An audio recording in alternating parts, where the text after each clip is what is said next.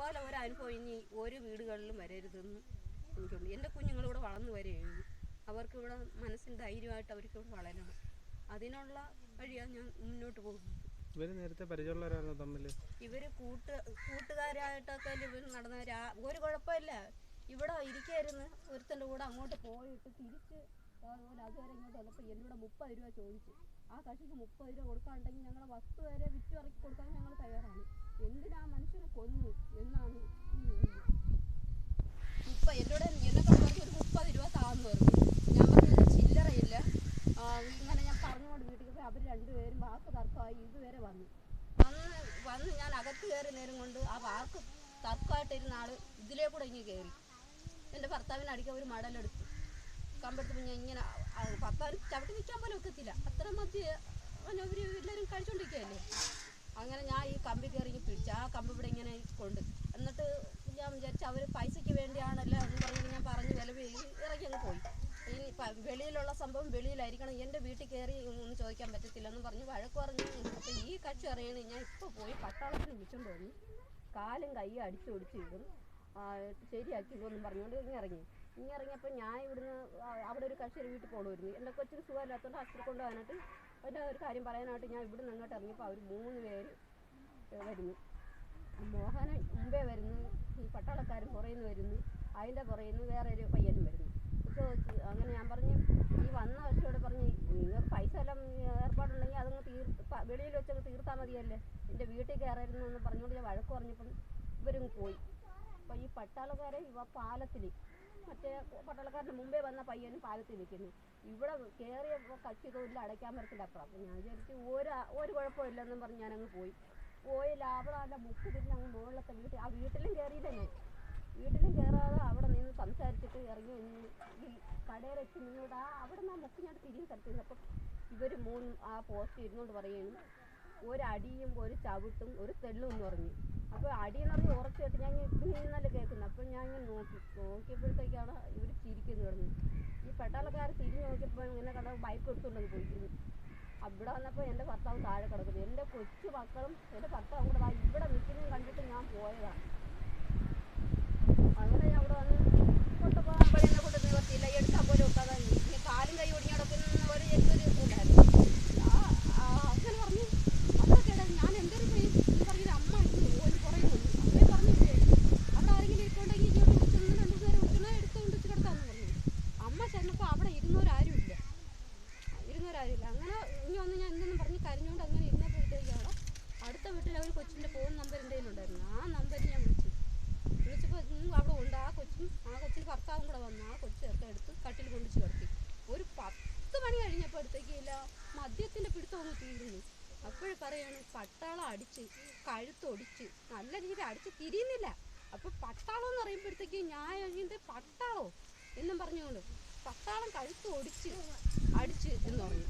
അങ്ങനെ പിന്നെ പറഞ്ഞ് കിടക്കാൻ എന്നെ കൂടെ പിടിക്കാൻ പോലും ഒക്കെ കയ്യിൽ നിൽക്കുന്നില്ല. ചരിച്ച് കളത്തി കടത്ത് മൂത്ത് തലയൊക്കെ പൊക്കി വയ്ക്കും, തലയൊന്നും പൊങ്ങുന്നില്ല, പൊക്കി വയ്ക്കുമെന്നും പറഞ്ഞു. എങ്ങനെ ഞാൻ പറഞ്ഞു മദ്യപാനത്തിൻ്റെ ഇതും കൂടെ ആണെന്ന് പറഞ്ഞു. ഞാൻ പറഞ്ഞു ഇങ്ങനെയായാലും നേരെ വിളിക്കട്ടെ, ഒറ്റയ്ക്ക് ഞാൻ എന്ത് ചെയ്യും എന്നും പറഞ്ഞു. ഒരു 5-5:30 മണിയായപ്പോൾ എൻ്റെ ഭർത്താവ് പറഞ്ഞു എന്നെ ആശുപത്രി കൊണ്ടുപോടിയെന്ന് അവിടെ നിന്ന് വിളിച്ച്. അതിന് ഞാൻ ഓടിയില്ല. അപ്പുറം വീട്ടിൽ ചെന്നിട്ട് ഓട്ടയ്ക്ക് വന്നപ്പോഴത്തേക്ക് അവർക്ക് ഓട്ടയില്ലായിരുന്നു. ആ അന്ന് അവർ വേറൊരു ഓട്ടോ വിളിച്ചു വന്നപ്പോഴത്തേക്ക് എടുത്തുകൊണ്ട് പോകാൻ ആളില്ല.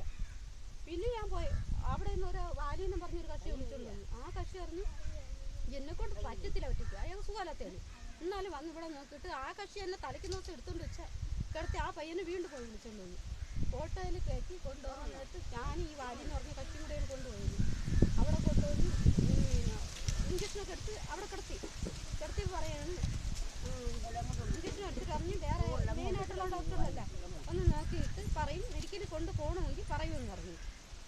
എക്സ്റേ എടുക്കാൻ എക്സ്റേ നോക്കിയപ്പോൾ പറഞ്ഞു ഇപ്പം നിങ്ങളെ കൊണ്ട് ഒക്കത്തില്ലല്ലോ, ഈ മരുന്ന് തക്കാലം എനിക്ക് എക്സ്റേ കഴുത്തിന് കോട്ടിടണമെന്ന് പറഞ്ഞു.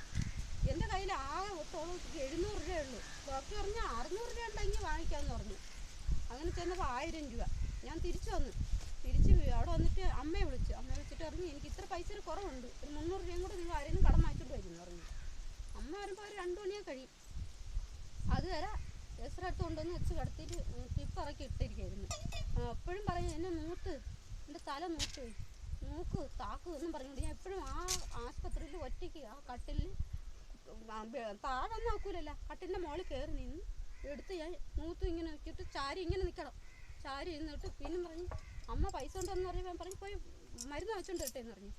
അവൻ എങ്കിൽ പോയി മരുന്ന് വാങ്ങിച്ചോണ്ട് എൻ്റെ ഭർത്താവ് പറയും ഞാൻ വെള്ളം കൊടുത്തോണ്ടിരിക്കുക, വെള്ളം ചോദിച്ച് വെള്ളം കൊടുത്ത് ഇങ്ങനെ മരുന്ന് വാങ്ങിച്ചോണ്ടോ എന്ന് പറഞ്ഞു. ഞാൻ മരുന്ന് വാങ്ങിക്കാനായിട്ട് താത്ത് വെച്ച് കിടത്തിയിട്ട് ഇങ്ങനെ ഇറങ്ങിയിട്ട് അപ്പം അമ്മേരോടെയും കാര്യം പറഞ്ഞുകൊണ്ടിരുന്നപ്പോൾ ഞാൻ പറഞ്ഞു അപ്പോൾ അമ്മ പറഞ്ഞിട്ട് ഇപ്പോൾ ഇറക്കിയാൽ തീർന്നല്ലോ, നീ അവിടെ ചെന്ന് പറഞ്ഞിട്ട് അതെടുത്തിട്ട് പോയാൽ നീ വരുമ്പോൾ താമസിക്കൂലേ എന്നും പറഞ്ഞ് പോയി വിളിച്ചോണ്ട് വന്ന് എടുത്ത് പൈസ എടുത്ത് ഞാൻ തിരിഞ്ഞ് നോക്കിയപ്പോൾ എൻ്റെ ഭർത്താവ് ഇങ്ങനെ കണ്ണിങ്ങനെ ഇല്ല, ഉണക്കക്കിഴങ്ങാക്കില്ല, കണ്ണ് മലങ്ങും കണക്ക് കിടക്കുന്നു, ഒരു ചലനമില്ല.